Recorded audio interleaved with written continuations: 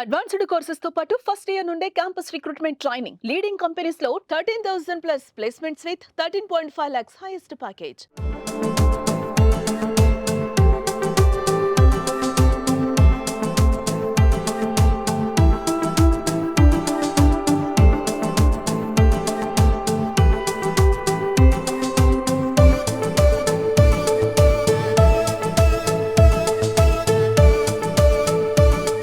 మళ్ళీ మాస్కులు శానిటైజర్లు పెట్టుకునే సమయం వచ్చేసింది. ఓ పక్క సింగపూర్, మలేషియాలో భారీగా కోవిడ్ కేసులు పెరుగుతున్న నేపథ్యంలో ఇండియా కూడా పూర్తిగా అప్రమత్తమైంది. దేశవ్యాప్తంగా కరోనా కేసులు పెరగకుండా ఇటు కేంద్ర ప్రభుత్వం అలాగే ఏపీలో రాష్ట్ర ప్రభుత్వం కూడా ముందస్తు చర్యలు తీసుకుంటోంది.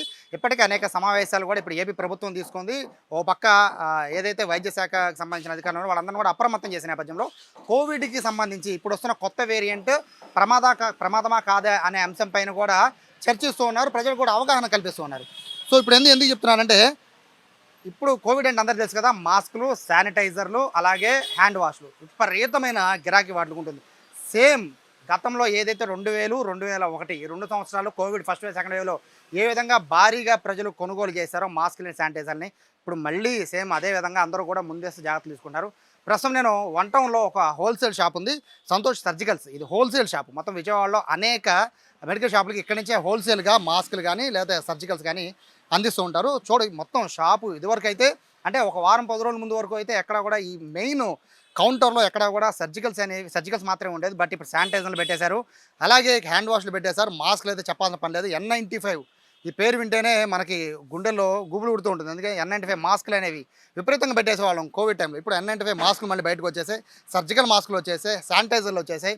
బ్రాండెడ్తో సంబంధం లేకుండా భారీ స్థాయిలో ప్రజలను అయితే వచ్చి కొనుగోలు చేస్తున్న నేపథ్యంలో ప్రస్తుతము సర్జికల్స్ షాపు నిర్వాహకులు ఉన్నారు. సార్ నమస్తే. ఏంటండి ఎలా ఉంది బిజినెస్? మళ్ళీ పెరిగింది అంటున్నారు. యాక్చువల్గా గవర్నమెంట్ కొత్త వేరియంట్ గురించి అనౌన్స్మెంట్ చేసి ప్రోటోకాల్ ఇచ్చిన తర్వాత సహజంగా ఒకప్పుడు మెడికల్ షాప్లో వాళ్ళందరూ వచ్చి మా దగ్గర ఖరీదు చేసి తీసుకెళ్ళేవాళ్ళు. కానీ ఇప్పుడు ప్రజల్లో వచ్చిన అవేర్నెస్ వల్ల ప్రజలే స్వచ్ఛందంగా వచ్చి ఆ, ఈ మాస్కుల్ని, శానిటైజర్ని వీటిని కొనుగోలు చేయడం మొదలుపెట్టారు. ఈ వేరియంట్ ప్రమాదకారి కాకపోయినా కూడా దీనివల్ల వచ్చే ఇబ్బందుల్ని గతంలో మనం మనకున్న అనుభవాలను బట్టి మరొకసారి అటువంటి ఇబ్బందులు పడకుండా ఉండాలన్న ఉద్దేశంతో ప్రజలందరూ ఆ, స్వచ్ఛందంగానే వాళ్ళు జాగ్రత్తలు తీసుకోవడానికి ముందుకొచ్చి కొనుగోలు చేస్తున్నారు. ఆ, ఇందువల్ల అనుకోకుండా ఆ, వీటి మాస్కులు, శానిటైజర్ల సేల్స్ పెరిగినాయి. ఆ, గవర్నమెంట్ ఇచ్చిన ప్రోటోకాల్లో కూడా అందరినీ ఒకచోట గుమికూడొద్దు, ఎక్కువగా శానిటైజర్లని, మాస్కులని యూజ్ చేయమని చెప్తున్నారు.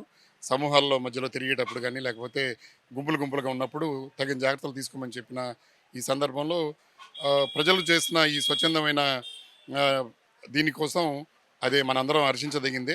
ఎందుకంటే అంటే యాక్చువల్గా సార్ ఈ శానిటైజర్లు, మాస్కులు ఇవన్నీ కూడా 21 అంటే సెకండ్ వేవ్ తర్వాత చాలా వరకు తగ్గిపోయాయి. థర్డ్ వేవ్ వచ్చినా కూడా అంత లేవు ఇంపాక్ట్. బట్ ఇప్పుడు మళ్ళీ ప్రజలు ఎందుకని మళ్ళీ మాస్కులు, శానిటైజర్లు అంటే మనం అలవాటు పడిపోయి ఉన్నాం కదా వీటికి. సో అయినా కూడా ఎందుకు వచ్చుకుంటున్నారు, అడుగుతున్నారు మీరు కస్టమర్లు ఏమంటున్నారు?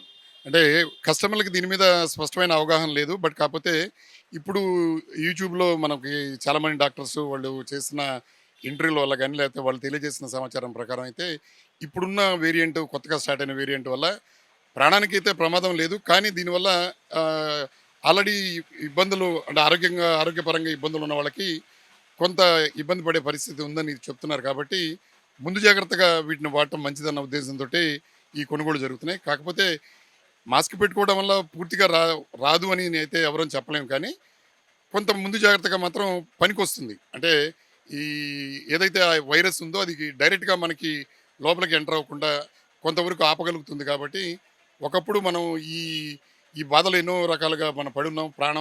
ప్రాణ నష్టం భారీగా జరిగి ఉన్న నేపథ్యంలో మళ్ళీ మరొకసారి మనం అటువంటి స్థితికి దిగజారకుండా ఉండటం కోసం కొంత అవగాహన కలిగి మనం జాగ్రత్తగా ఉండటం అయితే మంచిదే. ఎందుకంటే చేతులు శుభ్రం చేసుకోవడం, లేకపోతే ఎలా పడితే తల్లి తుమ్మేసి ఏ చేతులు పడితే అక్కడ పడితే పెట్టుకోవడం కానీ, లేకపోతే 10 మందిలో ఉన్నప్పుడు ఎవరికి ఎటువంటి వైరస్ ఉందో లేకపోతే అది ఎలా స్ప్రెడ్ అవుతుందో మనకు తెలియని పరిస్థితిలో మనం కొంత జాగ్రత్తగా ఉండటం అనేది మంచిదని నా అభిప్రాయం. ఇబ్బందికర కలిగించే ప్రశ్నే అనుకోండి. అప్పట్లో మాస్కులు, శానిటైజర్ల కోసం బ్లాక్లో కొనుక్కున్న పరిస్థితి ఉండేది. సో అంటే మళ్ళీ ఇప్పుడు ఆ పరిస్థితి వస్తుందా? ఎందుకంటే మీ దగ్గర చూస్తే స్టాక్ భారీగా ఉంది. కానీ చిన్న చిన్న మెడికల్ షాపులు ఇస్తే స్టాక్ లేదు అనే పరిస్థితి వస్తుంది. సో మీరే చెప్తున్నారు ప్రజలు స్వచ్ఛందంగా కొనుక్కుంటున్నారు. అంటే మళ్ళీ బ్లాక్ మార్కెట్కి వెళ్ళే అవకాశం ఉంటుంది అనుకుంటున్నారా? ఎట్టి పరిస్థితుల్లో రాదు సార్. అంటే దానికి కూడా ఒక కారణం ఉంది. మొదటిసారి ఫస్ట్ వేవ్‌లో గానీ, సెకండ్ వేవ్‌లో గానీ వాస్తవంగా మాస్కుల గురించి, మ్యానుఫ్యాక్చరింగ్ గురించి అందరికి అవగాహన లేదు. అందువల్ల అప్పుడు ఒక రకమైన ప్యానిక్ తోటి అందరూ ముందు జాగ్రత్తగా అవసరాన్ని మించి కూడా స్టాక్ పెట్టుకోవడం వల్ల, లేకపోతే తయారు చేసే వాళ్ళకి తయారు చేసే టైం దొరకపోవడం వల్ల కొంత బ్లాక్ మార్కెటింగ్ జరిగింది. ఇప్పుడైతే అసలు అటువంటి పరిస్థితి లేదు సార్. హోల్‌సేల్‌లో ప్రస్తుతం మేమైతే మాస్క్‌ని 100 మాస్కులు కేవలం రూ. 200కి అమ్ముతున్నాం. అంత తక్కువ ప్రైస్‌లో అవైలబిలిటీలో ఉన్నాయి. దీంట్లో కూడా 3 ప్లే మాస్క్‌ని మాత్రమే వాడటం వల్ల మనకి ఇబ్బంది లేకుండా జరుగుతుంది. మళ్ళీ వీటిలో కూడా కొన్ని రకాలైన చీప్ క్వాలిటీలు అయితే ఉన్నాయి.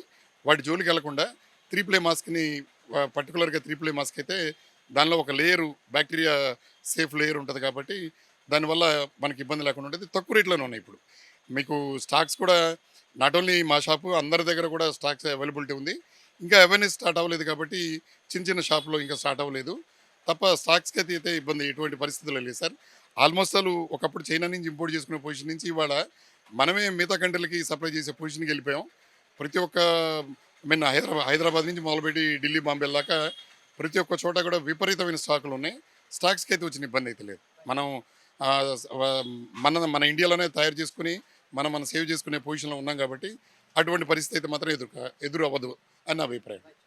సో చెప్తున్నారు షాపు యజమానులే చెప్తున్నారు. ఎందుకంటే మొన్నటి వరకు ఎవరు కూడా అంటే థర్డ్ వేవ్ తర్వాత కూడా మళ్ళీ కోవిడ్ విజృంభిస్తుందన్నా కూడా ఎవరు పట్టించుకోలేదు. ఎవరు కూడా హడావుడి చేయలేదు 2024లో. బట్ 2025 వచ్చేసరికి మలేషియా, సింగపూర్‌లో భారీ కేసులు వస్తున్నాయి. ఇండియా కూడా వచ్చేసాయి. ఆంధ్రప్రదేశ్‌లో విశాఖపట్నంలో కూడా ఒక కేసు వచ్చింది.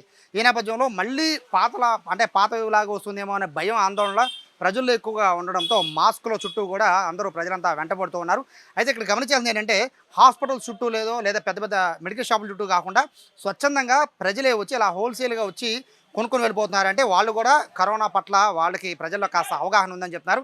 ప్రస్తుతానికైతే బ్లాక్ మార్కెట్ అయితే ఎక్కడా నడవట్లేదు. ఒకవేళ పెద్ద కోవిడ్ విజృంభించినప్పుడు బ్లాక్ మార్కెట్ అయ్యే పరిస్థితి అయితే ఉండదని చెప్తున్నారు. ఒక పక్క ప్రభుత్వం కూడా భారీగా ఒకవేళ కేసులు పెరిగితే భారీగా ఇటు మాస్కులు కానీ లేకపోతే ఏదైతే కరోనా సంబంధించిన కిట్స్ కానీ ఇవ్వడానికైతే ప్రభుత్వం కూడా రెడీగా ఉంది కాబట్టి ప్రజలెవరు కూడా ప్యానిక్ అవ్వకూడదని కూడా ప్రభుత్వం చెప్తోంది. కెమెరా పర్సన్ కృష్ణతో సాయి, సుమన్ టీవీ, విజయవాడ నుంచి.